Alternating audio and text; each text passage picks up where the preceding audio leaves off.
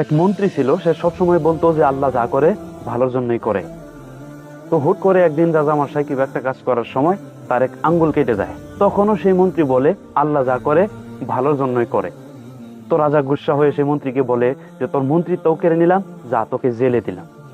সে মন্ত্রী বলছে, তখনও বলছে যে আল্লাহ যা করে ভালোর জন্যই করে।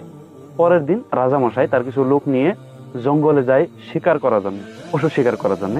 তো শিকার করতেছে করতেছে হুট করে কিছু জঙ্গলি মানুষ, জঙ্গলের মানুষ যারা জঙ্গলে থাকে, তারা এসে আক্রমণ করে।